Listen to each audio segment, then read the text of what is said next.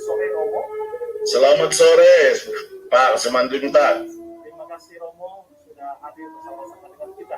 Terima kasih karena undangannya. Ya, terima kasih Romo. Recording in progress. Kami mempersilakan Romo memaparkan bagian daripada presentasinya pada sore hari ini. Terima kasih, kami kembalikan kepada Romo. Terima kasih. Selamat sore kepada Bapak Ibu sekalian. Shalom. Saya bersyukur bahwa saya ternyata bisa memenuhi undangan ini. Karena saya khawatir kemarin dari tanggal 11 Juni sampai tanggal 21 Juli saya berada di Yunani. Saya diangkat menjadi uskup sebagai uskup putra Indonesia yang asli pertama di dalam Gereja Ortodoks Indonesia pada tanggal 22 Juli kemarin. Saya diberi gelar uskup Daniel dari Nikopolis. Nikopolis itu terjemahan bahasa Yunani untuk artinya kota kemenangan, dan kota kemenangan itu adalah nama lama dari kota Jakarta. Jayakarta, kota kemenangan. Akhirnya nama Jayakarta diterjemahkan menjadi bahasa Yunani Nikopolis, kota kemenangan. Jadi saya gelarnya adalah Episkop dari Nikopolis, Episkop Daniel dari Nikopolis, dan saya bertanggung jawab untuk gereja-gereja Ortodoks yang ada di Indonesia dan di Asia untuk perkembangan misi di sana. Terima kasih. Jadi panggilan saya sekarang adalah, kalau mau panggil Romo ya Romo Episkop. Terima kasih. Kalau menggunakan bahasa Arab seperti orang-orang banyak, karena banyak orang Ortodoks di tanah Arab, sudah panggilannya Sayyidna Daniel. Baik, saya diminta untuk membawakan judul mengenai antara konsili dan relevansinya dengan kristologi. Untuk berbicara tentang konsili, supaya kita tahu apa sih konsili itu, terutama dari tradisi-tradisi Protestan yang tidak mengenal konsili ini, tetapi itu yang selalu dilakukan dalam gereja purba. Saya perlu membahas landasannya dari Kisah Rasul pasal 15. Mari kita baca dalam Kisah Rasul 15 ayat 1 sampai 2 dulu. Beberapa orang datang dari Yudea ke Antiokhia dan mengajarkan kepada saudara-saudara di situ, jikalau kamu tidak disunat menurut adat istiadat yang diwariskan oleh Musa, kamu tidak dapat diselamatkan. Stop dulu. Jadi kasusnya di sini dalam Kisah Rasul 15 ini ada orang Kristen Yahudi yang tidak bisa move on, yang masih berpegang pada hukum Taurat bahwa kalau kamu tidak disunat seperti orang Yahudi yang lain, kamu tidak bisa diselamatkan. Jadi mereka menuntut bahwa orang Kristen harus tetap berpegang pada hukum Taurat, kan? Lalu ajaran ini adalah tentu saja tidak bisa diterima oleh iman Kristen, karena keselamatan bukan berdasarkan melakukan hukum Taurat. Akhirnya ditentang oleh Rasul Paulus dan Barnabas yang waktu itu sedang berada di Antiokhia. Terus kan, ayat 2. Tetapi Paulus dan Barnabas dengan keras melawan dan membantah pendapat mereka itu. Ya, karena itu ajaran sesat. Ya, terus akhirnya ditetapkan supaya Paulus dan Barnabas serta beberapa orang lain dari jemaat itu pergi kepada rasul-rasul dan penatua-penatua di Yerusalem. Terima kasih. Di dalam gereja purba sampai sekarang di dalam gereja Ortodoks sebagai kelanjutan dari gereja purba itu, pendapat perorangan itu tidak bisa menjadi dogma. Sekaliber Paulus atau sekaliber Barnabas, meskipun pendapatnya benar secara teologis, tidak akan diadopsi oleh seluruh gereja sebagai ajaran gereja, sebagai pewahyuan yang menuntun pada kebenaran. Sebelum itu diratifikasi dalam konsili. Sebelum itu disuarakan oleh kesatuan seluruh gereja yang dihadiri oleh wakil-wakilnya. Oleh karena itu, mereka mengatakan mereka harus pergi ke Yerusalem dulu untuk membahas masalah ini. Terus kan? Mereka diantarkan oleh jemaat sampai ke luar kota, lalu mereka berjalan melalui Fenisia dan Samaria. Fenisia itu Lebanon ya. Terus? Dan Samaria, dan di tempat itu mereka menceritakan tentang pertobatan orang-orang yang tidak mengenal Allah. Hal itu sangat menggembirakan hati saudara-saudara di situ. Setibanya di Yerusalem, mereka disambut oleh jemaat dan oleh rasul-rasul dan penatua-penatua. Setibanya di Yerusalem, mereka disambut oleh jemaat yang di Yerusalem dan rasul-rasul karena mereka masih hidup waktu itu, dan penatua-penatua. Penatua-penatua itu siapa? Itulah dalam bahasa Yunaninya adalah presbiter. Itulah gembala-gembala gereja. Karena dalam gereja Ortodoks saya ini disebut, sebelum saya jadi episkop atau uskup, saya disebut sebagai presbiter. Nah, presbiter itu bukan majelis gereja dalam kacamata gereja Ortodoks. Presbiter adalah gembala gereja. Kita lihat di dalam 1 Petrus pasal 2 ayat 1 Petrus pasal 5 ayat 1 dan 2. Aku menasihatkan para penatua di antara kamu. Para penatua di antara kamu, ayat 2 langsung. Gembalakanlah kawanan. Gembalakanlah kawanan domba. Berarti yang disebut sebagai presbiter atau presbiteros itu adalah gembala gereja. Dan nanti kita lihat lagi di dalam 1 Timotius pasal 5 ayat 17. Penatua-penatua yang baik, pimpinannya patut dihormati 2 kali lipat. Jadi presbiter yang baik pimpinannya. Jadi presbiter itu pimpinan gereja. Terus? Terutama mereka yang dengan jerih payah berkhotbah dan mengajar. Jadi kalau kita lihat dari ini, tugasnya presbiter adalah menggembalakan, mengajar, berkhotbah, dan memimpin. Jadi jelas itu bukan tugasnya majelis. Jadi presbiter penatua dalam Alkitab itu tidak menunjuk majelis, tetapi menunjuk kepada gembala gereja. Nah, di samping presbiter, itu ada jabatan lain, itulah yang disebut penilik, dan itulah bahasa aslinya episkopos atau episkop. Kita baca dalam 1 Timotius 3 ayat 1. Benarlah perkataan ini. Orang yang menghendaki jabatan penilik di Mahat menginginkan pekerjaan yang indah. Ya. Pitologos. Coba saya postis bahasa aslinya saya baca demikian. Karena kata-kata kalau dalam bahasa Indonesia tidak kelihatan. Baru kelihatan dalam bahasa Yunaninya.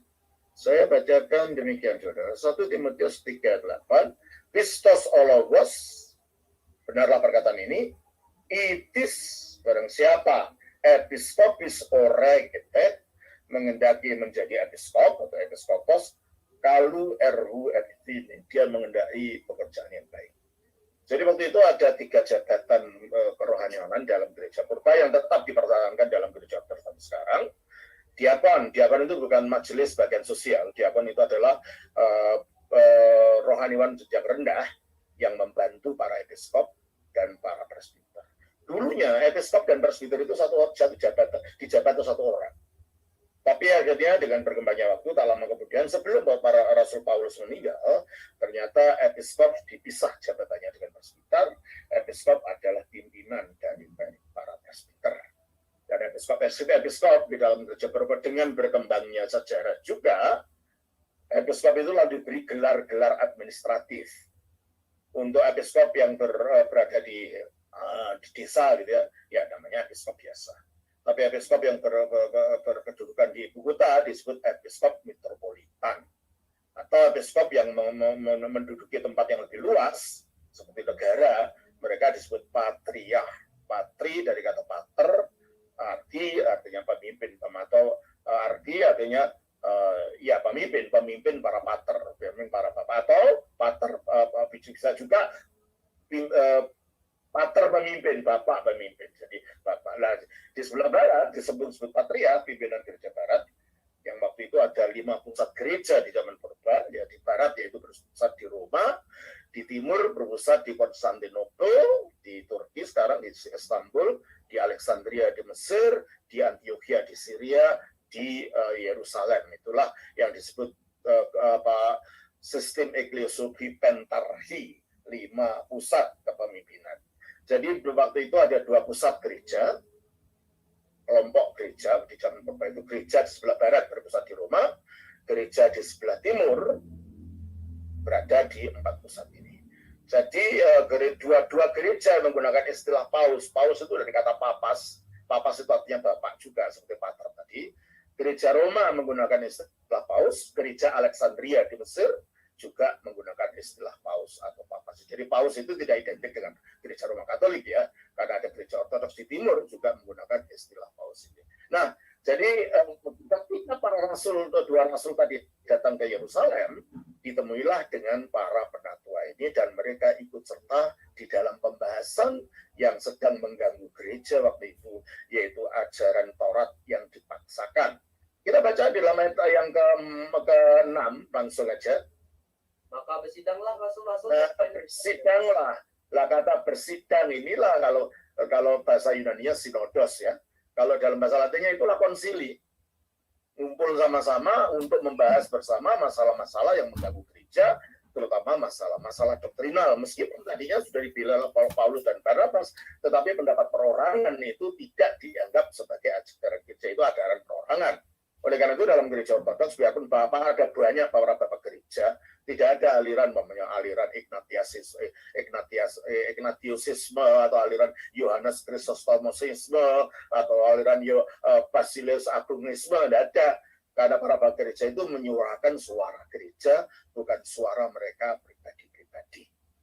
Terus apa yang bersidanglah para rasul, mereka mengadakan konsili bersama, terus dan penatua untuk membicarakan dan para penatua itu yang nanti setelah para rasul, mereka lah yang melanjutkan mengarungi sejarah, melanjutkan memimpin gereja, para episkop ini, para akhirnya dengan segala macam gelar administrasi yang ada. Terus apa yang dilakukan? Sudah beberapa waktu lamanya berlangsung pertukaran pikiran. Nah, jadi pada waktu konsili ini para pemimpin-pemimpin gereja, para intelektual gereja, para rohaniwan gereja yang menguasai ajaran para rasul dan didapat dari guru-guru mereka di atas mereka yang disebut oleh para bapak gereja itu membahas apa yang diajarkan para rasul. Dalam hal ini mengenai hukum Taurat. Akhirnya apa yang akhirnya setelah dibahas, ditolaklah ajaran itu, ajaran yang mengatakan bahwa kamu harus sunat dulu kalau mau diselamatkan di dalam ayat 10. Kalau demikian, ayat 9 dan 10. dan ia sama sekali tidak mengandalkan perbedaan antara kita dengan mereka. Antara kita maksudnya Yahudi dan mereka, yaitu orang-orang non-Yahudi. Terus? Sesudah ia menyucikan hati mereka oleh iman. Oleh iman. Terus? Kalau demikian, mengapa kamu mau mencobai Allah dengan meletakkan pada tengkuk murid-murid itu suatu hukum Di sini adalah hukum Taurat tadi. Terus? yang tidak dapat dipikul baik oleh nenek moyang kita maupun oleh kita sendiri. Jadi ajaran bahwa kita dapat diselamatkan dengan menjalankan hukum Taurat itu ditolak oleh konsili. Dan akhirnya konsili mendeklarasikan apa ajaran yang benar. Terus kan? Sebaliknya, kita percaya bahwa oleh kasih karunia Tuhan Yesus Kristus, kita beroleh keselamatan sama seperti mereka juga. Terima kasih. Jadi akhirnya keputusan konsili dialah bahwa kita diselamatkan oleh kasih karunia, bukan karena menjalankan hukum Taurat. Berarti keselamatan oleh kasih karunia itu suaranya gereja secara bersama, bukan ajarannya Rasul Paulus. Hanya Paulus adalah sebagai eksponen yang menyuarakan dan keras bahwa keselamatan itu oleh kasih karunia. Nah itu. Jadi ini hasil dari konsili ini akhirnya sampai sekarang kita mengikuti ajaran itu. Kalau kita mengikuti Injil yang benar bahwa keselamatan melalui kasih karunia, dan itu adalah merupakan keputusan dalam konsili. Nah, oleh gereja timur, dalam ini gereja ortodoks, jadi itu ada dua gereja tadi kan saya katakan, gereja barat dan gereja timur. Yang akhirnya gereja barat itu setelah terjadi perpisahan besar tahun 1054 disebut sebagai gereja Roma Katolik. Gereja timur inilah yang disebut oleh sebagai gereja ortodoks. Jadi gereja ortodoks itu bukan bagian daripada denominasi yang muncul sesudah reformasi. Gereja ortodoks itu gereja purba yang tumbuh di sebelah timur, di mana asal usul kekristenan itu berasal. Nah, di dalam Kisah Rasul pasal 15 ayat 29 dikatakan, kamu harus menjauhkan diri dari makanan. Ayat 28 maaf. Sebab adalah keputusan Roh Kudus dan keputusan kami. Ternyata keputusan konsili yang mengatakan bahwa keselamatan itu oleh kasih karunia, bukan oleh menjalankan hukum Taurat, itu dikatakan oleh para bapak konsili, dalam hal ini para rasul waktu itu, sebagai bukan hanya suara kami, yaitu suara gereja, tapi suara Roh Kudus. Oleh karena itu di dalam gereja timur, di dalam gereja ortodoks sampai sekarang, hasil rumusan konsili itu mengikat bagi keselamatan. Oleh karena itu dalam gereja ortodoks tidak banyak, dogma itu tidak banyak. Di gereja Roma ada dogma baru ini. Dogmanya cuma dua di gereja ortodoks, yaitu Tritunggal dan inkarnasi. Cuma itu saja dogmanya. Selebihnya adalah penjabaran daripada dogma ini yang dijabarkan melalui konsili-konsili, bukan karena gereja ingin mengarang ajaran, tetapi karena gereja memperhatikan keselamatan manusia. Oleh karena itu, gereja ortodoks dikenal sebagai gereja 7 konsili ekumenis, artinya 7 konsili universal di zaman itu, yaitu konsili tahun 325, konsili pertama, konsili tahun 381, konsili kedua, konsili tahun 431, tahun konsili ketiga, konsili tahun 451, konsili keempat, konsili tahun 553, konsili kelima, konsili tahun 680 sampai 681, konsili keenam, dan terakhir konsili tahun 787. Dan akhirnya hubungan Barat dan Timur makin menegang dengan berpuncak terpisahnya gereja Barat dan Timur pada 1054. Dan gereja Barat yang kita kenal sebagai gereja Roman Katolik, gereja Timur, gereja Ortodoks, dan 500 tahun sesudah gereja Barat terpisah dari gereja Timur, terjadi huru-hara lagi di gereja Barat dengan terjadinya reformasi Protestan yang diprakarsai oleh Martin Luther. Jadi maklum kalau kebanyakan daripada saudara-saudara Protestan tidak tahu gereja Ortodoks, karena sejarahnya tidak terkait langsung dengan gereja Ortodoks. Sejarah perpisahan itu hanya terkait dengan gereja Roman Katolik. Sementara gereja Ortodoks akhirnya karena munculnya Islam,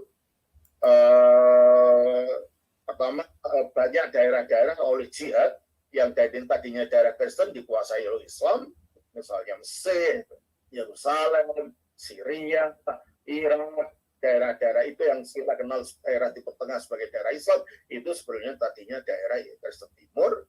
Tapi sesudah itu, ketika kekuatan Arab menyerang dari selatan, muncullah kekuatan baru bangsa Mongol, bangsa Tartar yang sebagian datang ke Indonesia pada waktu pendirian zaman Majapahit. Mereka memeluk agama Islam, sehingga Islam memperoleh darah segar untuk menyerang kembali, menyerang kerajaan Kristen Timur yang terkenal sebagai kerajaan Bizantium.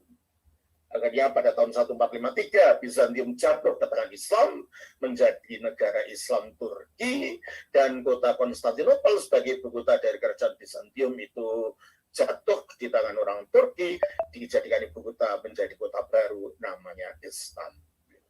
Nah, gitulah sedikit latar belakangnya. Kalau kita berbicara tentang gereja Ortodoks, tidak bisa berbicara tanpa memperhatikan sejarah. Orang jadi nggak ngerti apa itu. Baik.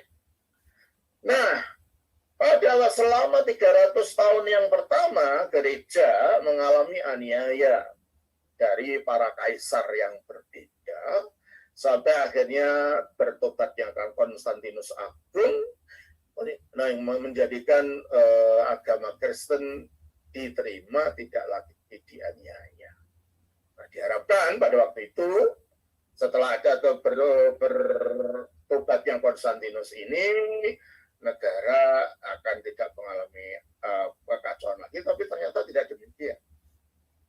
Karena apa? Dari dalam ternyata muncullah gangguan lain, gangguan modelnya bukan penganiayaan fisik, tapi gangguan yang bersifat doktrinal, yaitu gangguan yang dilakukan oleh para bidat. Bidat yang tadinya memang sudah muncul, pertama kali gereja dari awal memang sudah percaya Tritunggal. Kita akan, kalau saudara bisa membaca dari tulisan Irenaeus. Irenaeus adalah anak rohani dari Polikarpus dari Smyrna di Turki, dan Polikarpus itu anak rohaninya dari Rasul Yohanes sendiri. Di dalam tulisan Irenaeus yang disebut sebagai Kerygmaton Apostolon, yang pemberitaan para rasul, itu menjelaskan tentang Tritunggal meskipun tidak sedetail sesudah zaman konsili, tapi sudah ada. Dia mengatakan bahwa Allah menciptakan dunia dengan dua buah tangannya, yang satu firman-Nya, tangan yang satu, tangan yang kedua adalah rohnya. Jadi firman Allah dan rohlah Allah itu menurut bahasanya si Irenaeus disebut sebagai dua tangan Allah. Nah, dari awal kalau begitu gereja sejak zaman para rasul meyakini ajaran Tritunggal ini. Nah, akhirnya muncullah ajaran-ajaran yang yang menentang Tritunggal seperti ajaran Sabellianisme, ajaran Patripasianisme, ajaran yang macam-macam yang sekarang banyak muncul lagi. Karena orang tidak bisa belajar sejarah, disangka itu menemukan baru, padahal itu sampah yang dibuang oleh gereja ortodoks di zaman purba. Sekarang diangkat lagi, banyak pendeta yang mulai mengangkat itu, dan ada yang terlalu berani mengatakan Tritunggal itu bidat. Saya lihat kemarin itu di YouTube, orang bidat kok menyebut Tritunggal ajaran gereja yang asli itu disebut bidat. Nah, itu keterlaluan sebenarnya. Nah, baik. Oleh karena itu, ketika waktu itu ada seorang presbiter dari gereja Alexandria yang bernama Arius. Dia pangkatnya sama dengan saya sebelum jadi uskup kemarin, yaitu sebagai Archimandrit Arius. Orangnya secara kehidupan keagamaan kelihatan saleh. Hanya teologinya yang bermasalah. Dia mengatakan bahwa pernah ada waktunya di mana anak Allah pernah tidak ada. Nah, kalau anak Allah pernah tidak ada, berarti dia punya permulaan. Kalau dia punya permulaan, berarti dia itu bukan kekal.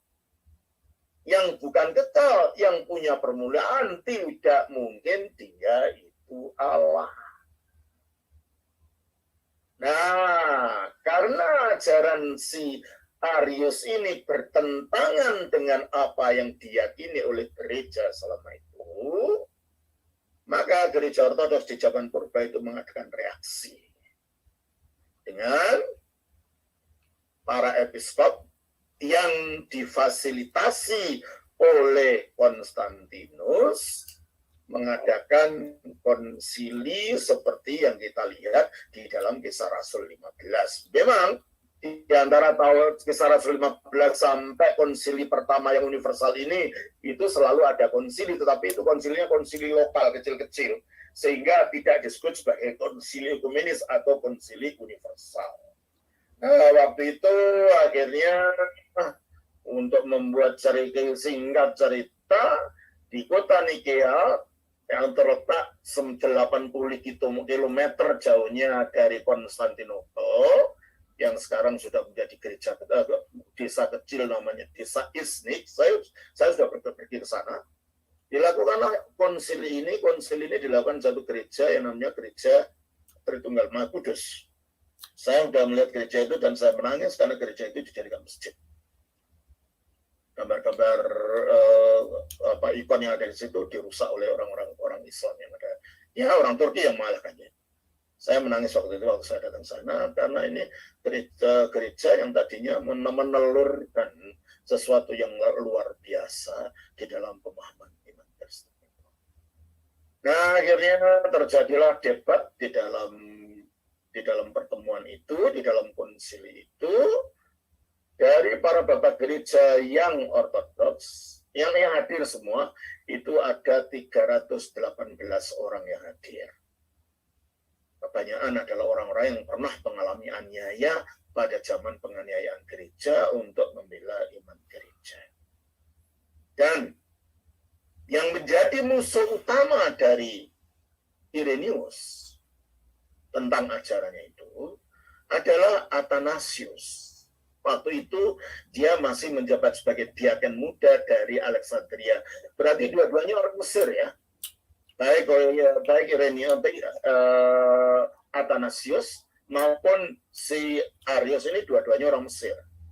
Ya. Mereka berdebat di sini.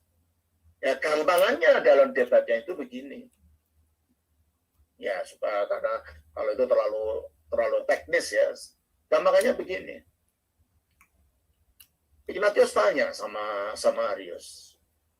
Romo Arius, kalau memang benar Yesus itu ada awalnya, firman anak Allah pernah tidak ada, bagaimana mungkin dia mengatakan bahwa dia dapat memberikan hidup kekal?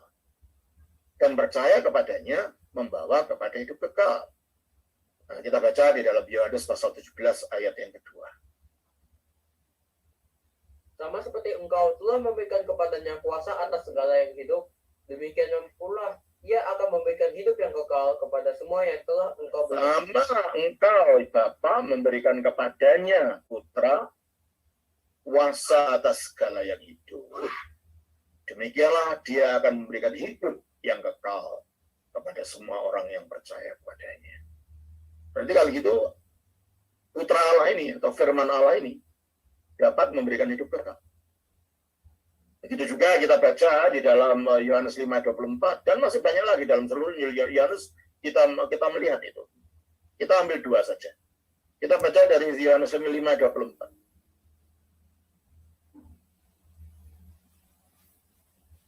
Aku berkata kepadamu, sesungguhnya barang siapa mendengar perkataanku dan percaya kepada dia yang mengutus aku, dia mempunyai hidup yang kekal dan tidak turut dihukum. Oke.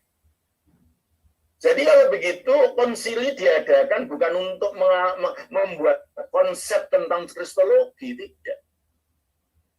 Konsili diadakan untuk membela keselamatan manusia yang diselamatkan orang yang mengakibatkan kesesatan dan manusia kehilangan keselamatan.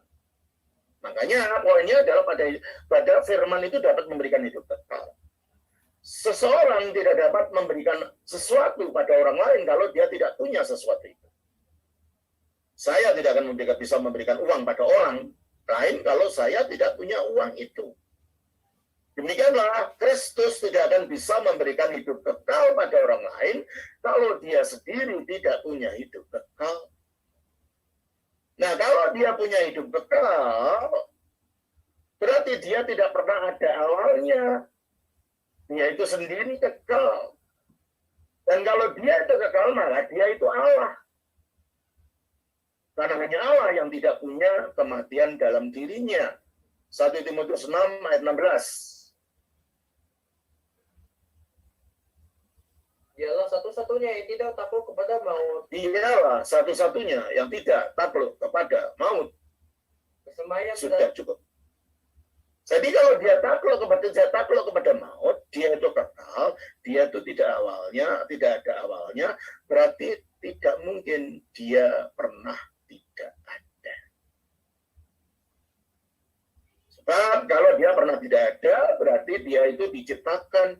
Kalau dia itu diciptakan, dia itu bukan kekal.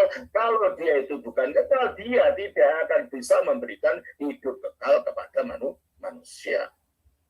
Jadi yang menjadi concern gereja pada waktu itu, yang juga menjadi teologi gereja ortodoks sampai sekarang, itu bukan masalah konsep ya. Apalagi dikatakan itu masalah dipengaruhi oleh filsafat Yunani, itu salah, bukan. Kalau gereja menggunakan istilah-istilah filsafat Yunani, karena yang dihadapi adalah orang-orang Kristen yang dipengaruhi oleh filsafat Yunani, sehingga para bapak gereja harus menggunakan bahasa mereka untuk menjelaskan kebenaran Injil. Yang menjadi concernnya adalah pembelaan keselamatan manusia. Dan keselamatan itu tidak lain dan tidak bukan pemahaman yang benar tentang Kristus itu siapa. Oleh karena itu akhirnya seluruh konsili akhirnya mengiyakan bahwa Kristus memang Allah, sehingga dirumuskanlah hasil konsili ini di dalam rumusan pengakuan iman yang disebut pengakuan iman Nikea. Terutama butir 1 sampai butir yang ke-7. Aku percaya pada satu Allah, Sang Bapa yang Maha Kuasa, pencipta langit dan bumi, dan segala sesuatu yang kelihatan maupun yang tak kelihatan. Dan, nah ini, usulnya di sini, pada satu Tuhan, Yesus Kristus, Anak Tunggal Allah, yang diperanakan dari Sang Bapa sebelum segala zaman, terang yang keluar dari terang, Allah sejati yang keluar dari Allah sejati, yang diperanakan dan bukan diciptakan, satu zat hakikat dengan Sang Bapa, yang melaluinya segala sesuatu diciptakan. Dan berpegang daripada suara Roh Kudus melalui gereja dalam konsili Nikea inilah gereja ortodoks sampai sekarang mempertahankan pemahaman kristologisnya. Kemarin saya mau di waktu ditapis, saya harus menyatakan sumpah setia dan janji setia di hadapan para episkop yang lain, bahwa saya tidak akan mengajarkan yang lain kecuali ajaran yang telah diakui oleh gereja, ajaran para rasul yang telah dibela oleh gereja, melalui para maternya, melalui para bapak gerejanya, dan lain-lain. Dan saya baca sampai panjang dalam bahasa Yunani tentunya, untuk menyatakan bahwa saya tidak akan mengajarkan ajaran saya sendiri. Saya hanya mengajarkan apa yang diajarkan oleh para rasul. Nah, disitulah akhirnya gereja menetapkan ajarannya, dan diakui oleh gereja ortodoks itu mengikat. Karena Allah, kalau Kristus bukan Allah yang keluar dari Bapa. Coba kita baca di dalam Yohanes pasal 8:42. Kata Yesus kepada mereka, "Jikalau Allah adalah Bapamu, kamu akan mengasihi aku, sebab aku keluar dan datang dari Allah." Aku keluar dari Allah. Kalau dia keluar dari Allah, berarti dia satu di dalam Allah. Jadi Bapa dan Putra itu tak lain adalah Allah itu sendiri, sebagai monarki di dalam Tritunggal, sebagai Bapa. Karena Allah yang satu itu disebut Bapa. Kita baca dari 1 Korintus 8:6. Namun bagi kita hanya ada satu Allah saja, yaitu Bapa. Stop. Jadi satu Allah itu adalah Bapa, dan Kristus adalah firman-Nya Allah yang tinggalnya di dalam Allah. Karena dia tinggalnya di dalam Allah, maka dia memiliki hakikat atau esensi keilahian yang satu dan sama dengan Allah, maka dia bersifat Allah. Oleh karena itu dikatakan pada mulanya adalah firman. Firman itu bersama-sama Allah, artinya satu di dalam Allah. Dan firman itu adalah Allah karena memiliki hakikat yang sama dengan Bapa. Nah, jadi meskipun ada dua sebutan berbeda, Bapa dan Anak, Bapa adalah Allah yang satu, Anak adalah firman-Nya, maka tidak ada dua Allah, hanya satu. Nah, kita lanjutkan. Dan akhirnya setelah konsili Nikea ini, Konstantinus meninggal. Lalu digantikan anaknya yang bernama Konstantius. Ternyata Konstantius itu lebih cenderung kepada mereka yang mengajarkan seperti Arius, yaitu ajaran oneness. Bapa saja Allah, Kristus bukan. Kristus itu dicipta, Roh Kudus hanya daya aktif yang keluar dari Allah. Ajaran yang mana yang sekarang diajarkan oleh orang-orang saksi Yehova? Itu sampah dari ajaran ortodoks di zaman kuno yang ditaruh di atas piring lalu disodorkan pada orang seolah-olah makanan lezat. Itu sampah. Nah, Konstantius akhirnya menganiaya Athanasius, sehingga Athanasius itu sampai dipecat, diangkat, sampai 10 kali dia lari-lari, sampai karena mau dibunuh oleh pemerintah Bizantium di bawah Konstantius ini. Dia kalau lari kembali ke Mesir, kepada para rahibnya, di para biarawannya, itu disembunyikan di dalam kuburan, karena kuburannya terbuat dari marmer. Sampai bersembunyi dalam kuburan karena mau dibunuh oleh tentara-tentara ini. Sampai dia juga lari ke Roma menyembunyikan diri. Akhirnya pada akhirnya setelah Konstantinus meninggal, dia diangkat menjadi patriark di Alexandria. Jadi kalau ada orang mengatakan bahwa zaman dulu itu orang percaya pada oneness itu yang dianiaya kaum Tritunggal, itu bohong. Itu membaca kisahnya zaman Calvin kepada gereja mula-mula, pada gereja ortodoks di zaman purba. Justru terbalik, kalau dalam sejarah gereja ortodoks, yang dianiaya awalnya adalah mereka yang percaya pada Tritunggal, mau dibunuh, dibantai, dan macam-macam. dikejar-kejar oleh prajurit Bizantium waktu itu. Nah, sesudah itu saudara, muncul lagi suatu ajaran yang dipelopori oleh seorang Yunani dalam hal ini. Seorang rahib Yunani dari Konstantinopel yang bernama Makedonius. Makedonius mengatakan bahwa Roh Kudus itu bukan Allah dan bukan pribadi. Roh Kudus itu hanya sekedar daya aktifnya Allah. Oleh karena itu, Makedonius juga menolak Tritunggal. Akhirnya gereja mengadakan konsili yang kedua untuk melawan ajaran Makedonius. Mengapa ajaran Makedonius itu dilawan oleh gereja Ortodoks zaman purba?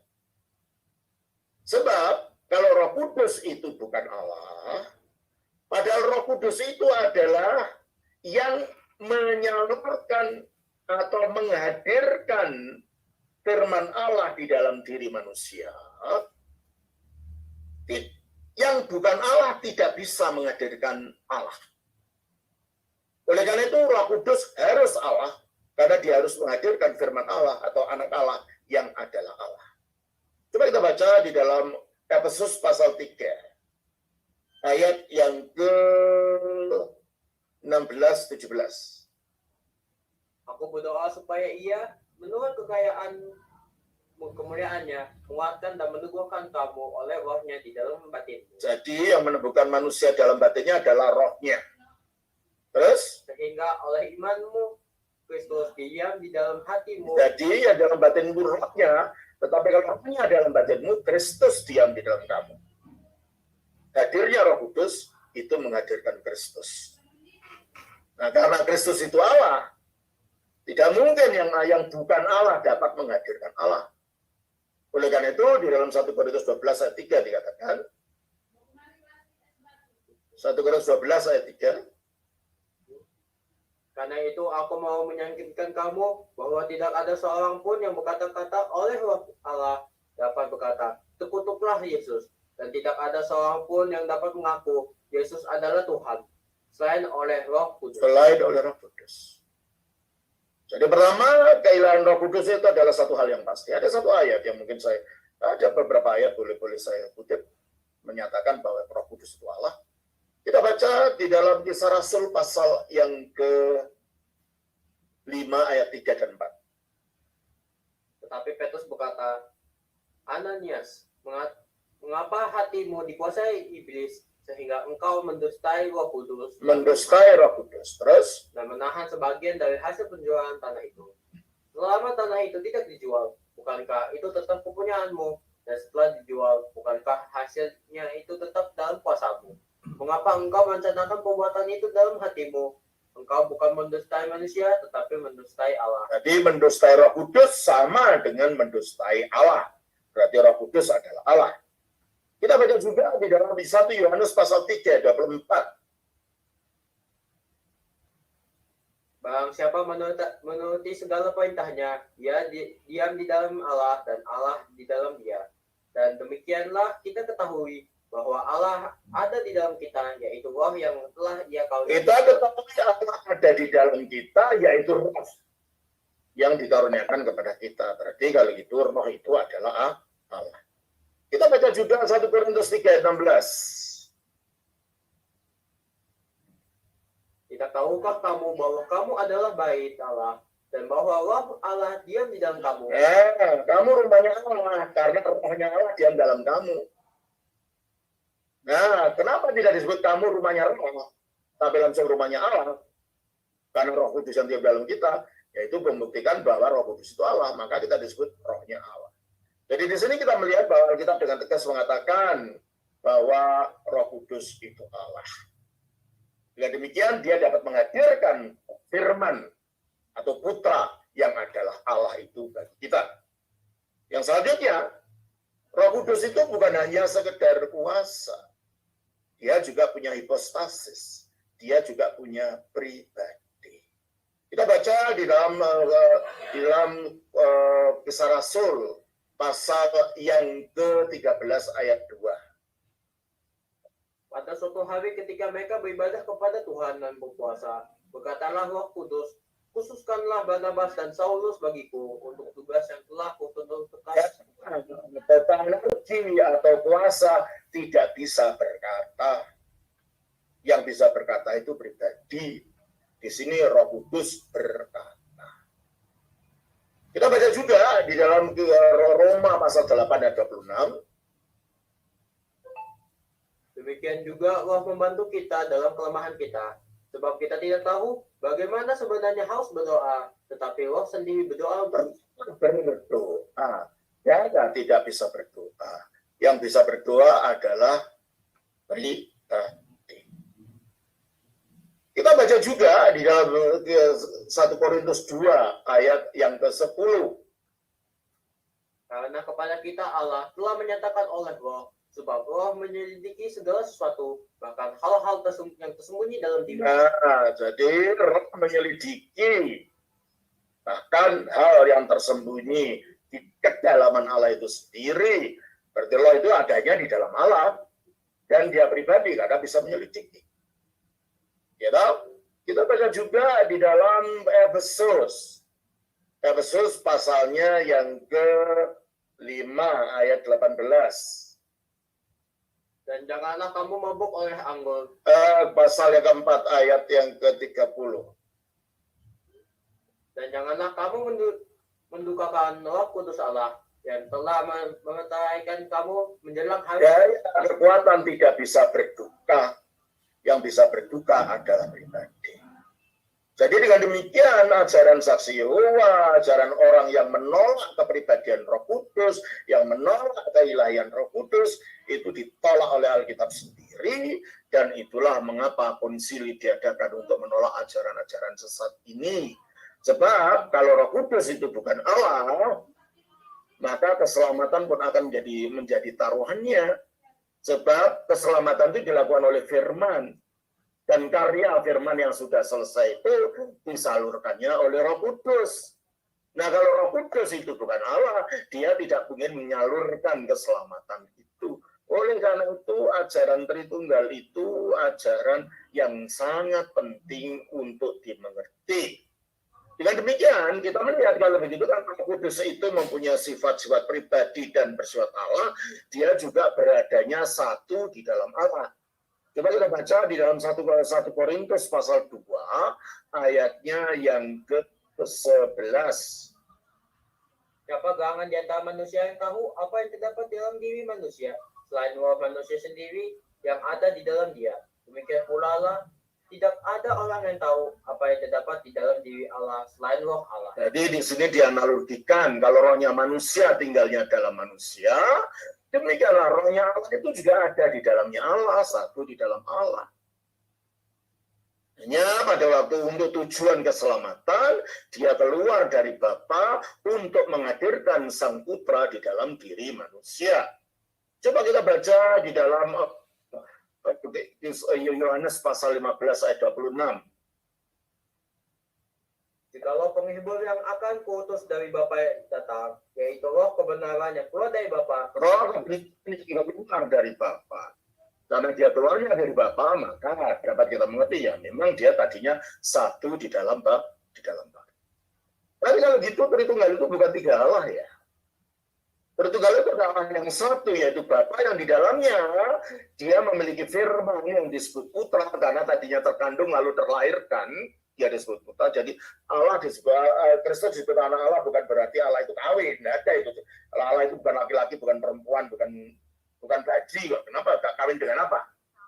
Maka istilah memperanakan ini pun bukan memperanakan secara biologis, tetapi karena dia firman-Nya Allah yang tadinya ada di dalam Allah secara kekal, lalu keluar dari Allah tanpa meninggalkan kesatuannya dengan Allah untuk mengambil kemanusiaan dari rahim Bunda Maria, maka dia katakan dilahirkan, diperanakan karena keluar dari Allah. Ya, oke.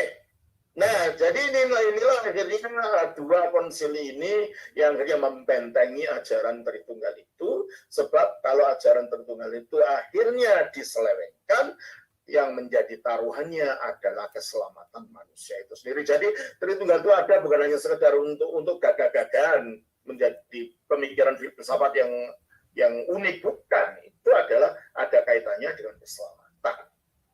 Nah, Sambil mengingatkan Romo, ya. waktunya sudah hampir habis. Oh begitu ya? Ya.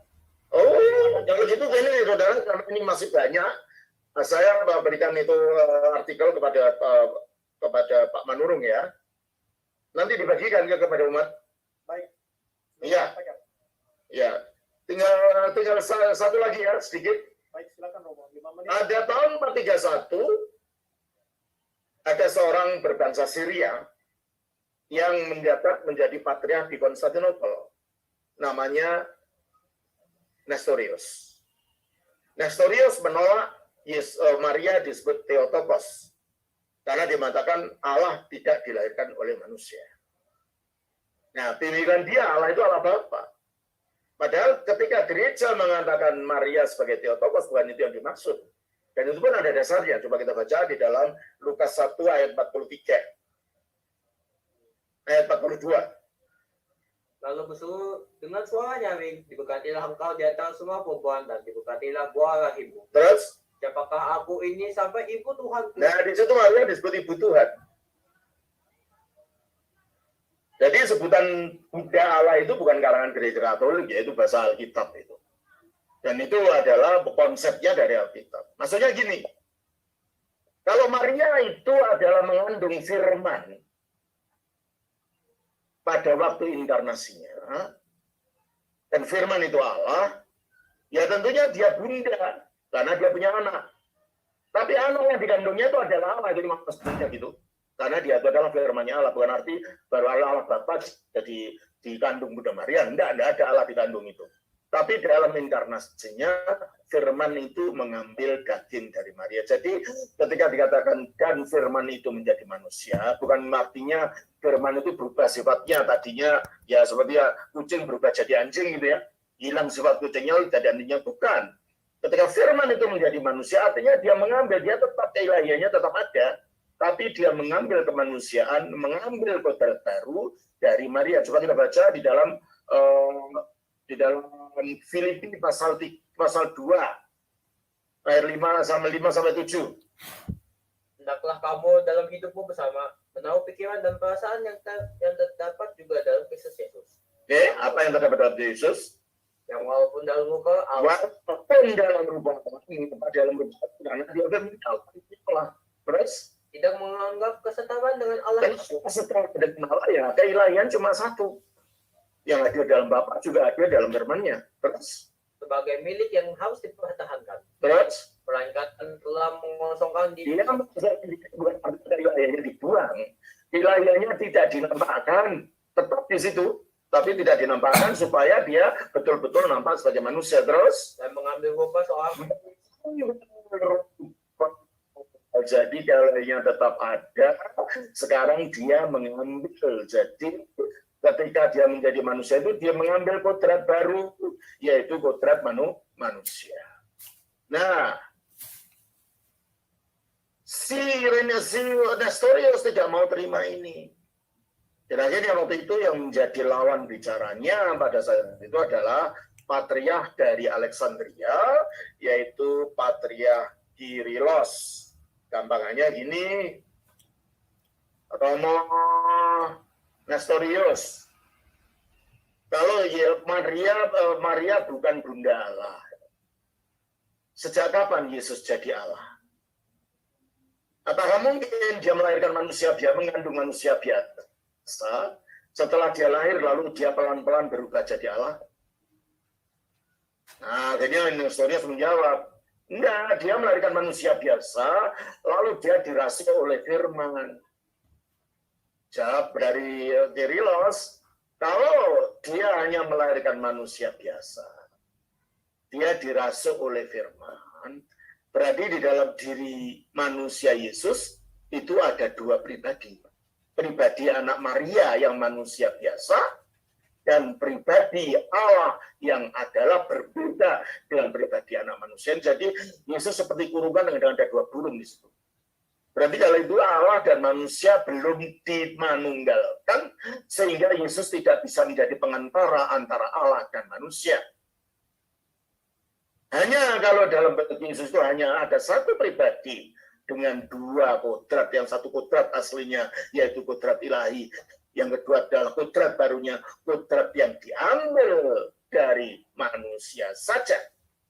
Yesus itu adalah merupakan pengantara antara Allah dan manusia, seperti yang dikatakan dalam 1 Timotius 2 ayat 5. Dengan demikian, keselamatan sudah tercapai, karena keselamatan itu terjadi dalam faktanya adalah keterpisahan antara Allah dan manusia melalui inkarnasi.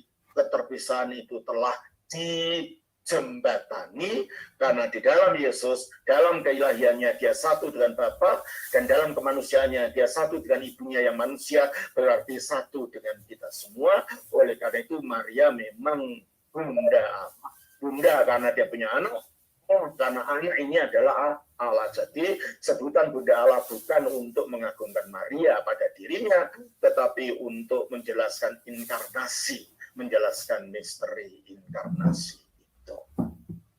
Nah akhirnya dari situ, dari konsili keempat dijelaskan lagi lebih jelasnya bahwa di dalam Yesus itu ada satu pribadi dengan dua kodrat yang tidak dapat dipisah, tidak dapat dibagi, yang tidak kacau balau dan tidak campur baur, yang dua-duanya disatukan dalam satu hipostasis tadi. Ya, saya kira, maaf saja saya tidak bisa melanjutkan yang seharusnya ingin saya jelaskan, tapi Bapak Ibu bisa melihat pada artikel yang sudah saya berikan, yang nanti akan dibagikan. Terima kasih Pak Pangeran Manurung, terima kasih. Terima kasih atas pemaparannya, Romo. Kita masuk kepada sesi tanya jawab. Pertanyaannya kurang jelas ya. Suaranya kurang jelas untuk saya. Oke, saya tidak memakai. Baik, apakah suara saya bisa terdengar jelas, Romo? Ya, sudah. Terima kasih. Kita masuk ke sesi tanya jawab. Sudah ada sejumlah pertanyaan yang masuk. Saya akan mulai karena ada beberapa pertanyaan yang mirip, jadi saya akan mulai dengan pertanyaan yang seperti ini. Bagaimana kita memahami doktrin Filipi? Doktrin apa? Doktrin Filipi pada Konsili Konstantinus. Filipi. Ya. Itu ditolak oleh gereja Ortodoks. Karena ini kalau Filipi itu gambarnya gini. Jadi jadi ada 3 orang dalam satu payung gitu. Jadi kesatuannya terletak pada payungnya, pada esensi ilahinya. Kenapa? Karena Roh Kudus itu keluar dari Bapa dan Putra. Kalau Roh Kudus keluar dari Bapa dan Putra, berarti di dalam Allah itu ada 2 sumber. Nah, kalau ada 2 sumber, di mana letak keesahan Allah? Lalu biasanya digambarkan seperti segitiga, Bapa bukan Putra, Putra bukan Roh Kudus, Roh Kudus bukan Bapa, yang Allah itu yang di tengah, bidang di tengah itu kan hakikat. Jadi keesahan Allah terletak pada hakikat yang padahal menurut Alkitab, keesahan Allah terletak pada pribadi Bapa. Bagi kita hanya ada satu Allah, yaitu Bapa. Bukan hakikat.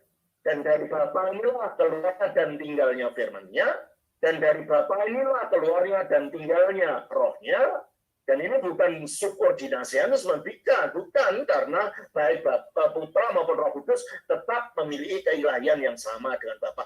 Ini hanya jenjang hubungan antara Bapa, Putra, Roh Kudus saja. Dan itu ditolak oleh gereja Ortodoks, karena menurut gereja Ortodoks itu tidak sesuai dengan kata Alkitab, di mana di dalam Yohanes 15 ayat 26 dikatakan Roh Kudus keluar dari Bapa saja, tidak dikatakan Roh Kudus keluar dari Bapa dan Putra. Gitu ya. Terima kasih Romo. Selanjutnya ada dari Pendeta Ignatius. Mohon maaf Pak Freddy. Ya. Bisa suara Pak Freddy lebih dikuatkan Pak? Beserta. Saya sudah maksimal sekali di sini Pak. Saya malah sudah teriak. Baik Pak. Baik. Ya. Saya sudah begitu maksimal sekali. Oke, saya lanjutkan di pertanyaan yang selanjutnya. dari Pendeta Ignatius, doktrin Trinitas yang mengatakan bahwa satu Allah tiga pribadi berbeda itu adalah konsepnya Tertullianus. Sementara yang saya pahami menurut gereja mula-mula atau konsili, bahwa Allah itu dipahami sebagai kesatuan hipostasis. Pertanyaan yang pertama, apakah arti hipostasis itu? Lalu yang kedua, apakah doktrin Tritunggal itu atau hipostasis itu pemahaman saya berbeda? Apakah Tertullianus itu termasuk bapak gereja atau bukan bidat? Tertullian dia adalah pak dasar teologi gereja barat, akhirnya dia mengikuti Montanisme, dia ditolak sebagai bapak gereja, dia menjadi bidat. Ya, nah, terus Tritunggal itu bukan kesatuan hipostasis. Hipostasis itu berbeda satu dengan yang lain, tetapi satu di dalam diri Allah. Kesatuannya adalah kesatuan terletak pada hakikat keilahian yang hanya satu, yang dipilih Bapa, tapi juga tinggal dalam Putra dan Roh Kudus, sehingga tidak ada tiga keilahian yang berbeda. Begitu. Jadi yang Tritunggal ini bukan dikarang oleh Tertullianus, enggak, sudah saya katakan tadi, sejak zaman Irenaeus yang adalah cucu rohaninya Yohanes itu sudah dikatakan tentang Tritunggal ini. Jelas ya? Tertullianus hanya mau menjelaskan kepada audiensnya yang orang Barat itu. Padahal ini sudah ada di Gereja Timur dari sejak zaman awal. Sudah ya, Pak ya?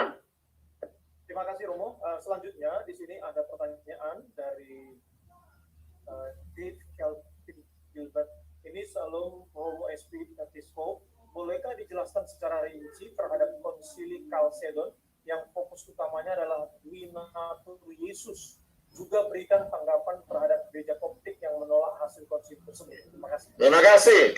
Jadi pada waktu itu ketika itu ada seorang yang bernama Eutyches. Eutyches mengatakan kalau di dalam Kristus itu ada dua kodrat, padahal dua kodrat itu tidak seimbang. Yang satu kodrat ilahi yang lebih berkuasa, dan yang satu kodrat manusia yang kurang berkuasa. Oleh karena itu kodrat manusia itu diserap oleh kodrat keilahiannya. Sehingga Yesus yang manusia itu hanya tinggal punya satu kodrat saja, yaitu kodrat ilahi. Nah, kata satu-satunya kodrat itu dalam bahasa Yunani-nya mono artinya satu, fisis artinya kodrat, sehingga mereka disebut sebagai monofisis. Nah, pada waktu itu memang terjadi secara politik, terjadi kompetisi antara gereja di Konstantinopel dengan gereja di Alexandria. Kalau tadinya Alexandria itu dalam sistem pentarki tadi.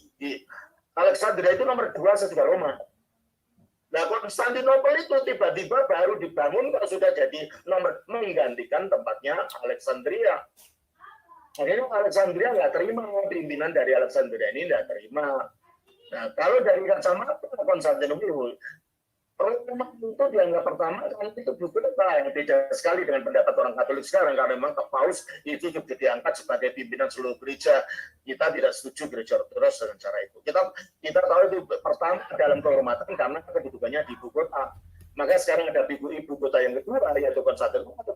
Maka Patriark di Konstantinopel itu menjadi kedua setelah Roma.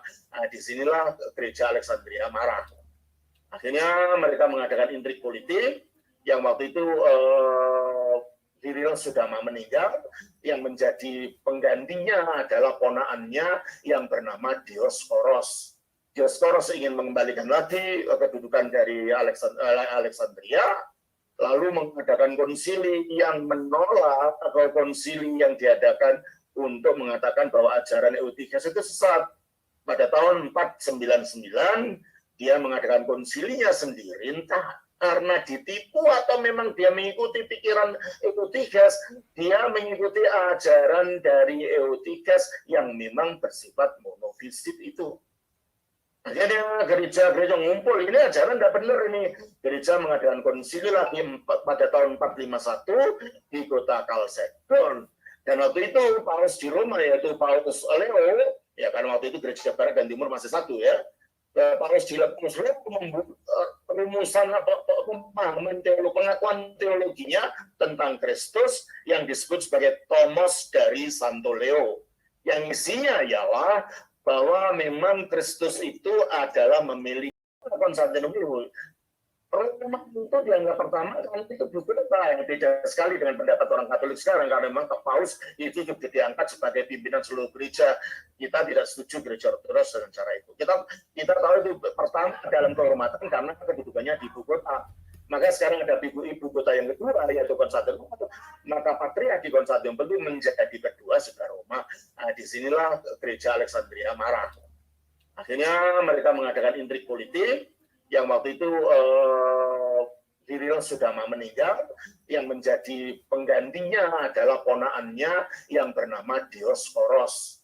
Dioskoros ingin mengembalikan lagi kedudukan dari Alexandria, lalu mengadakan konsili yang menolak atau konsili yang diadakan untuk mengatakan bahwa ajaran Eutikias itu sesat. Pada tahun 499 dia mengadakan konsilinya sendiri, entah karena ditipu atau memang dia mengikuti pikiran Eutikias, dia mengikuti ajaran dari Eutikias yang memang bersifat monofisit itu. Akhirnya gereja-gereja ngumpul, ini ajaran tidak benar ini. Gereja mengadakan konsili lagi pada tahun 451 di kota Chalcedon. Dan waktu itu Paus di Roma yaitu Paus Leo, ya karena waktu itu gereja barat dan timur masih satu ya. Paus membuat rumusan pemahaman pengakuan teologinya tentang Kristus yang disebut sebagai Tomos dari Santo Leo. Yang isinya ialah bahwa memang Kristus itu adalah memiliki satu pribadi dalam dua kodrat, yaitu kodrat aslinya ilahi, kodrat barunya dia kodrat manusia, tapi dua kodrat itu disatukan dalam satu hipostasis dari Sang Sabda ini, tanpa campur baur, tanpa dapat dipisahkan, tanpa dapat dibagi-bagi, dan tanpa kacau balau. Itulah empat syarat daripada kesatuan itu. Tidak bisa dibagi-bagi, tidak bisa dipisah-pisah, tidak campur baur, dan tidak kacau balau. Nah, ternyata pihak dari gereja yang mengikuti Dioskoros, yaitu yang sekarang kita sebut gereja Koptik, tidak setuju dengan pendapat itu karena dalam pikiran mereka itu masih Nestorianisme. Mereka hanya terpaku pada kata-kata dua kodrat. Mereka tidak mengatakan tidak melihat kelanjutannya dua kodrat dalam satu hipostasis, tidak terbagi, tidak terpisah, ya tidak campur baur, tidak kacau balau, ya tidak ada kaitannya dengan Nestorianisme kalau begitu. Nah, karena mereka tetap mempertahankan rumusan mereka, akhirnya terjadi kacau lah. Mereka memisahkan diri, diikuti oleh saya lupa namanya, Severus dari Antiochia, sehingga gereja Antiochia pecah jadi dua. Gereja Antiochia yang Chalcedon yang ada sekarang, gereja Syria yang disebut di Indonesia mengatakan Ortodoks Syria itu mereka. Itu karena ada gereja Syria yang memang Ortodoks itu. Jadi gereja ini akhirnya memisahkan diri pada tahun 553 mau disatukan dengan suatu tomos yang dibawa oleh Kaisar Zeno. Mereka mau disatukan kembali pada gereja Ortodoks, mereka tidak mau. Mereka tetap memisahkan diri, dan itulah gereja-gereja monofisit yang ya mereka tidak mau disebut monofisit sih, karena kata mereka kami bukan monofisit, kami miafisit. Artinya apa? Artinya mereka percaya bahwa Kristus itu punya satu kodrat yang berasal dari dua kodrat. Nah, pertanyaan kita dari Chalcedon mengatakan, kalau gerejanya punya satu kodrat, hipostasisnya di mana dong? Nggak punya hipostasis dia. Kalau satu kodrat itu berasal dari dua kodrat, ini kan kodrat jadian. Nah, sebelum persatuan itu apa ada kodrat kalau begitu? Nah, di sini yang kita belum puas jawaban daripada pihak Oriental tentang istilah satu kodrat yang berasal dari dua kodrat. Kita percaya bahwa satu hipostasis atau dua kodrat dalam satu hipostasis yang tak terpisah dan tak terbagi, yang tak dapat tidak kacau balau dan tidak campur baur, itulah yang menjelaskan makna daripada dua kodrat Kristus ini. Jelas ya? Terima kasih Romo, sudah begitu jelas. Kemudian ada pertanyaan selanjutnya dari Christian Simarmata. Sepanjang konsili yang oikumenis yang telah dilakukan oleh gereja-gereja yang masih Katolik, bukan aliran, namun yang memiliki arti satu, apakah konsili-konsili berada pada kristologi firman? Gimana? Apakah konsili-konsili berada pada kristologi firman daging atau kristologi firman manusia? Daging itu manusia maksudnya. Dan Logos sarx egeneto dalam Yohanes 1:14. Firman itu telah menjadi daging. Daging itu artinya manusia. Jadi nggak bisa dibedain apakah kristologi daging atau kristologi manusia. Ya daging maksudnya manusia. Sudah ya? Ya. Selanjutnya Romo, ini apakah konsili masih diperlukan oleh gereja-gereja di Indonesia? Ya tentunya, karena konsili itu sudah membuat pemahaman yang mapan tentang apa yang diajarkan Alkitab. Kita tidak bisa seolah-olah mau memasang roda baru dari gerobak kita. Gerobak kita sudah ada rodanya dari dulu. Dan akibatnya ajaran yang kebalan dalam orang yang muncul sekarang itu di YouTube dan lain-lain itu. Padahal itu sudah diketahui semua oleh gereja kota. Ajaran konsili itu ajaran yang sudah mapan, ajaran yang ortodoks, ajaran yang konservatif, dan memang itu ajaran Alkitab. Dan itu ajaran Rasulia. Jelas ya? Baik, lanjut Romo, ini ada Shalom Romo, terima kasih atas Yohanes Anton Wijaya. Mohon dijelaskan sedikit mengenai kanonisasi Alkitab, baik sejarah yang melatar belakangi dan perkembangannya sampai sekarang. Jadi tadinya Alkitab itu kan Rasul tidak sengaja nulis Alkitab loh. Ajaran yang dilakukan adalah ajaran lisan tadinya. Dari yang lisan itu akhirnya ada yang dituliskan. Coba kita baca dari 2 Tesalonika 2:15. 2 Tesalonika 2:15 baca ya. Sebab itu berdirilah tegus dan berpeganglah pada ajaran-ajaran yang kamu terima dari kami, baik secara lisan maupun secara tertulis. Jadi ada lisan dulu baru tertulis, sebagian dituliskan. Dan akhirnya pada waktu itu ada orang namanya Marcion. Dia anak seorang uskup. Dulu uskup masih belum menikah. Sejak abad keempat, karena terjadinya permasalahan rebutan warisan, karena uskup itu bertanggung jawab untuk tanah itu, maka akhirnya gereja memutuskan sebaiknya uskup diambil dari Romo yang memang tidak menikah, supaya tidak terjadi masalah ini. Jadi sejak saat itu, uskup itu diambil dari memang yang Romo yang tidak menikah. Bukan tidak boleh menikah, ya memang Romonya tidak menikah, gitu ya. Nah, uskup ini dia menjadi saudagar kapal si Marcion ini, dia percaya pada ajaran gnostik. Di mana dalam ajaran gnostik itu dibagi antara Allah yang baik, yaitu Bapaknya Tuhan Yesus, dan Allah yang buruk, yaitu yang menciptakan dunia, Allahnya Perjanjian Lama. Oleh karena dia mengatakan orang Kristen tidak boleh menggunakan Perjanjian Lama, karena itu penciptaan dari Allah yang buruk yang menciptakan tubuh ini. Hanya Perjanjian Baru saja. Perjanjian Baru pun kalau berbau Yahudi dibuang. Injil Matius, inilah Injil silsilah Yesus Kristus, anak Abraham, anak Daud, anak Abraham. Nah, Daud, Abraham, orang Yahudi dibuang.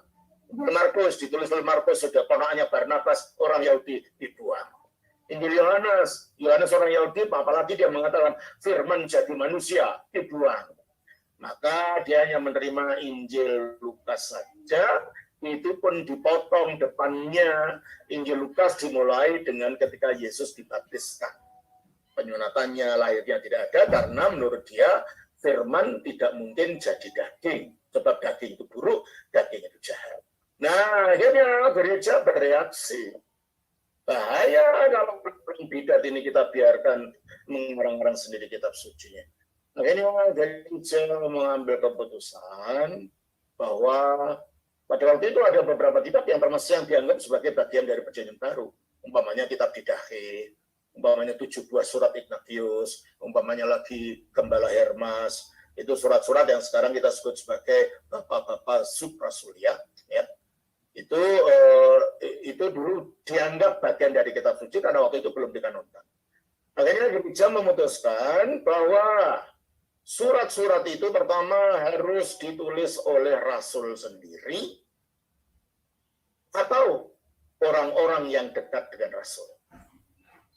Kedua, dari bukti-bukti internal, surat-surat itu harus ditulis pada zamannya Rasul. Nah, buku-buku yang diedit orang gnostik itu, Injil palsu itu ditulis kebanyakan dari abad ketiga. Para Rasul sudah meninggal. Tidak mungkin mereka ditulis oleh para Rasul. Apalagi Injil Barnabas yang ditulis abad 13. Lebih lagi itu. Ya. Nah, yang ketiga, bahwa ajaran-ajaran itu yang tertulis dalam buku-buku itu tidak boleh bertentangan dengan ajaran lisan yang dipraktekkan dalam gereja melalui liturgi-liturginya, melalui sakramen-sakramennya, melalui kidung-kidungnya, dan harus sesuai dengan isi dari ajaran-ajaran itu. Yang keempat, ajaran-ajaran itu harus tidak berisi dongeng-dongeng. Ya, kalau orang gnostik itu sangat banyak dongeng-dongengnya di situ. Dan ajaran-ajaran itu harus menuntun kepada kesucian. Dan setelah dengan kriteria ini, maka tersaringlah ternyata buku-buku. Dan ajaran-ajaran buku-buku itu harus dibaca di ketiga pusat gereja. Waktu itu belum ada 5, masih 3. Tahun 150 itu. Yaitu Roma, Alexandria, dan Antioquia. Itu pusat gereja di zaman purba. Dan ternyata yang tersaring hanya 27 kitab. Kenapa? Karena kitab-kitab yang bukan isinya salah. Bahwanya Gembala Hermas hanya dibaca di Roma. Alexandria dan Antioquia tidak mengenal kitab itu.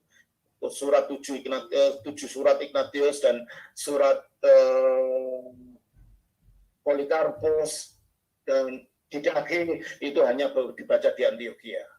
Dan surat Barnabas hanya dikenal di Alexandria.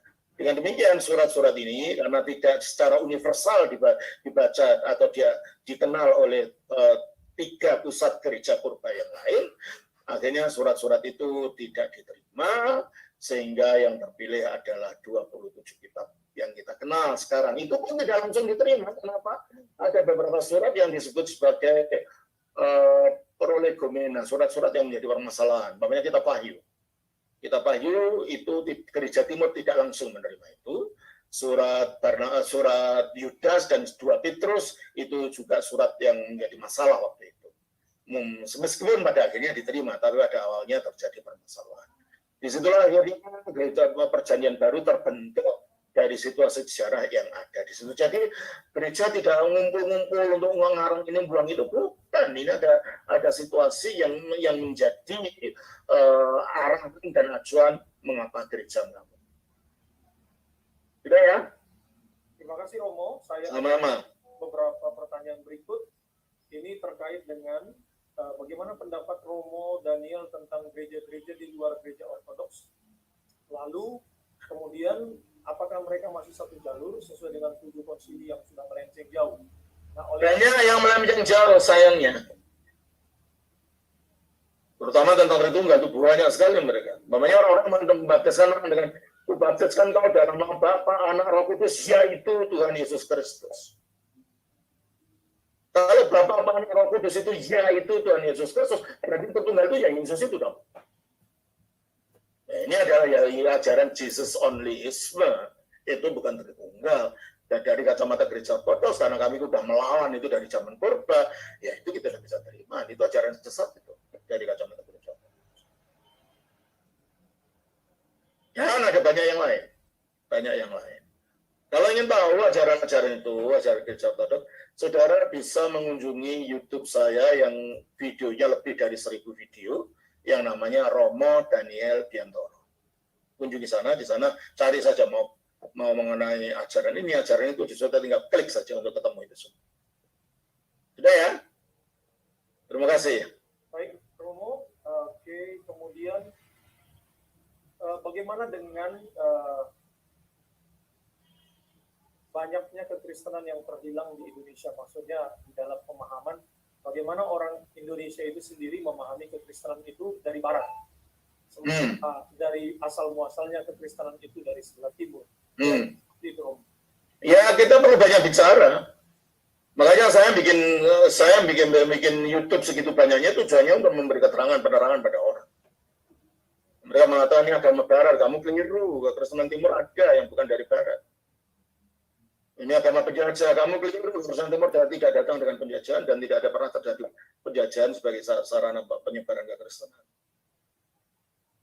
Malah dunia timur itu masih dalam penjajahan yang menuduh tadi. Turki, Lebanon, semua itu kan daerah-daerah gereja timur tadi. Sampai sekarang masih dalam penjajahan. Jelas ya? Baik, Romo, ini ada sedikit pertanyaan yang berkaitan dengan apakah ada sanksi bagi penyesat, contohnya Arius.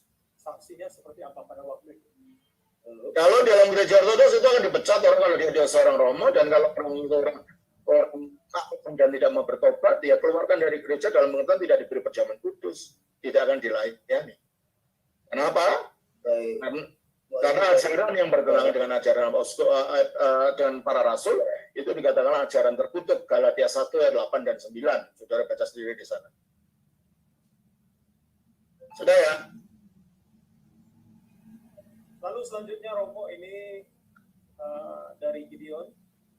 Dia bertanya bagaimana mengklasifikasikan ajaran yang sebenarnya dari hasil historis konsili terhadap banyaknya doktrin kristologi yang tersebar dalam. Ya, kita kembali apa yang dibutuhkan konsili, hasil akhir konsili itu kan cuma ada 7 konsili. Apakah ada 7 konsili itu nanti? Dan isinya itulah merupakan kristologi yang lurus gitu lah. Ya, yang bertentangan dan yang lurus itu ya kita buang aja, kenapa harus diikuti gitu. Kalau itu karena ajaran itu bukan sesuatu yang hanya untuk seperti kalau kita sekolah, kalau kita bisa menjawab ilmu ukur atau aljabar di SD itu atau SMP itu tidak apa-apa gitu. Tapi kalau ini enggak, karena ini dapat membinasakan loh, ajarannya sesat itu dapat membinasakan. Coba kita baca dari 2 Petrus pasal 2 ayat 1 Petrus 2 Petrus 2 ayat 1 coba dan 2. Sebagaimana nabi-nabi palsu dahulu tampil di tengah-tengah umat Allah, demikian pula di antara kamu akan ada guru-guru palsu. Mereka akan memasukkan pengajaran-pengajaran sesat. Pengajaran sesat yang membinasakan. Coba. Ternyata ini bukan masalah filsafat ya, kalau filsafat tidak ada sanksinya. Ini masalah keselamatan. Jadi jangan merasa bangga Allah seolah mendapat ilham baru. Tidak ada ilham baru yang tidak pernah dibahas oleh para bapak gereja. Mulai mengenal bapak gereja, mulai dari awal ya. Karena bapak gereja itu adalah pahlawan rohani kita, bapak-bapak kita secara iman. Nah, banyak orang tidak tahu bapak gereja itu siapa. Asal pemimpin gereja disebut bapak gereja, enggak. Bapak gereja itu orang yang mengajarkan ajarannya para rasul di dalam gereja yang didirikan para rasul. Bukan asal orang bisa ngomong gitu ya. Oke, terima kasih. Lalu dari seorang bernama Pratu, izin bertanya yang mulia Episkop Daniel, apakah konsili ekumenis masih bisa dilaksanakan di zaman modern yang multi denominasi ini? Ya, denominasi itu bukan bagian dari gereja yang satu. Kecuali kalau semuanya mau kembali kepada gereja yang satu yang tadinya ada itu, baru bisa diadakan konsili ekumenis. Ya, saya kira apa yang saudara-saudara lakukan saat ini sudah langkah lebih baik sudah. Jadi paling tidak menyamakan persepsi dulu tentang Kristus itu siapa. Baru nanti yang lain tentang gereja itu apa. Dan yang lain. Jadi ini baru Kristus dulu. Saya kira ini sudah langkah yang positif yang saya dukung untuk dilanjutkan langkah selanjutnya dari poin-poin ajaran. Ada namanya WCC, tapi bukan untuk mencari kesatuan gereja, hanya kerukunan, karena yang tidak dibicarakan bukan doktrin, terus terserah masing-masing. Oleh karena itu kami tidak mau ikut dalam WCC, karena itu merupakan sinkretisme dari ajaran yang bermacam-macam, bukan menolong malah membingungkan gitu ya. Begitu ya, terima kasih. Mungkin ini sebagai penutup, pertanyaan penutup Romo, karena waktunya sudah pas. Bagaimana gereja yang satu itu menurut iman rasul? Ya, gereja yang satu adalah gereja yang memegang satu iman yang didirikan para rasul, yang merangkul semua manusia, yang ajarannya tidak berubah dari awal sampai sekarang.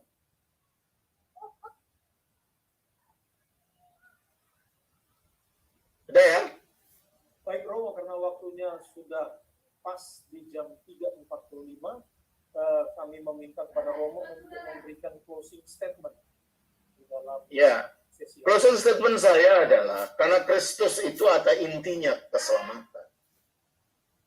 Maka kita harus mengetahui Kristus lebih benar lagi. Tidak cukup hanya mengatakan pokoknya Yesus, enggak. Karena Yesus itu bisa saja hanya sekedar label. Di Brasil itu banyak Yesus, tapi apa mereka menyelamatkan? Di Filipina juga banyak Yesus, tapi apa menyelamatkan? Jadi bukan sekedar nama Yesus. Ya, kalau seperti orang mengatakan, saya kenal Romo Daniel, yang mana tuh? Itu loh yang jual dapat di bawah Wonasem itu. Nah, Pak Romo Daniel di sana dimaksud, kan bukan, gitu loh. Jadi kita jangan imannya iman minimalis. Jangan lagi mengatakan, saya tidak perlu teologi. Ya, kalau kamu tidak perlu teologi akan dituntun pada kesesatan. Karena teologi itu akan menuntun kepada kebenaran. Oleh karena itu, kalau saya tidak tahu berapa orang yang hadir saat ini. Sekitar 1.500-an. Ya, kalau sekarang itu hanya dari tokoh-tokoh gereja yang hadir. Itu baik untuk diseminasikan kepada umatnya. Ajar yang benar, jangan ngawur. Jangan hanya ingin kalau dianggap hebat, bisa ngomong ini, bisa ngomong itu, jangan. Takutlah akan Allah di dalam hati kita. Coba kalau tidak, nanti kutuk yang menerima kita. Coba kita baca Galatia 1 ayat 6 dan ayat 8. Ayat 8. Tetapi sekalipun kami atau seorang malaikat dari surga Dan maksudnya rasul-rasul, ya, dan malaikat yang memberitakan kepada kamu suatu Injil yang berbeda dengan Injil yang telah kami berikan, saya berpikir diberikan rasul, terkutuklah dia. terkutuklah dia, nggak takut. Jadi kita jangan hanya supaya dia orang ya merasa bangga, kita merasa bangga dipuji orang, bukan itu. Kita melayani bukan untuk dipuji. Kita melayani untuk membawa keselamatan dengan rasa takut dan gentar kepada Allah. Terima kasih. Terima kasih banyak Romo untuk seluruh pemaparannya yang sangat komprehensif dan sangat jelas dan dapat diterima dengan baik. Dan untuk itu kami mengucapkan terima kasih sekali lagi kepada Romo Daniel yang sudah memberikan pemaparan pada sesi yang terakhir ini. Dan selanjutnya acara ini akan saya serahkan kepada Bapak Dr. Franciscus Irwan Wijaya yang sudah berhadir. Recording stopped. Kami persilakan Pak Irwan.